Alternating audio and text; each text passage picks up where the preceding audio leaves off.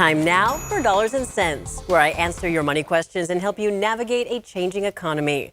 American commutes keep getting longer. This as rising housing costs lead people to move further away from city centers.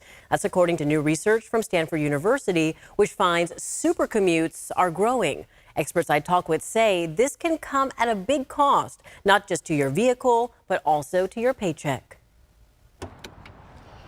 Well, it means a lot of time behind the wheel, a lot of windshield time is what we call it in the industry. The average American commute is about half an hour, but new research from Stanford University finds super commutes of 75 miles or more have increased in recent years, and more people are traveling at least 2 hours each way. As a super commuter, you kind of neglect the passenger side of the vehicle, and it's always best practice to kind of work your way around the back and look at the tires, look at the lights, just kind of make sure that everything is working. Patrick Ogerelli with Firestone Complete Auto Care in Sacramento says, make sure your vehicle is cool before you check its washer fluid, coolant, and oil levels. And as you can tell, you're right at the hash mark, and that's exactly where you want to be. Staying on top of basic maintenance, like checking your wiper blades, battery, and tire pressure regularly, can help you avoid expensive repairs later. This one right here is going to be our brake fluid. Now, this one we typically don't touch, but we do want to keep an eye on it. If the fluid is low, you have possibly a leak in your brake or hydraulic system,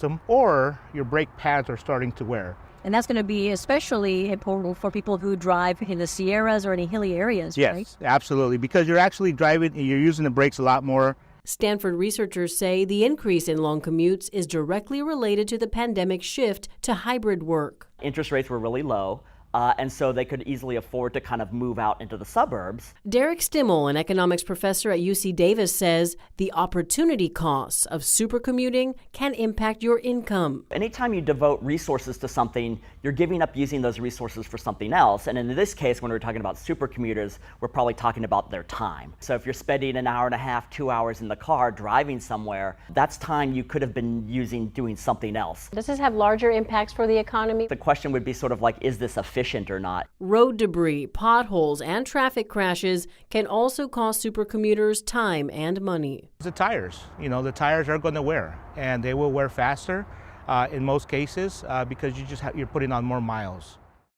The supercommuters can also face higher premiums on car insurance. The part of the issue here is risk of a crash. Supercommuters drive more miles than the average commuter, so mileage driven is a factor in premiums. And Chris, this can all add up really fast. And speaking of cost, we got to talk about it. What about gas, right? Yeah, that's a great question. If you want to cut down on gas costs, consider driving a smaller vehicle, one that's more fuel efficient, or maybe go hybrid or electric. I did a deep dive comparison of owning hybrid and electric vehicles. You can find that on our website, abc10.com. That's where you'll also find my other Dollars and Cents coverage. You can also scan the QR code on your screen or email me your questions at lpainter@abc10.com.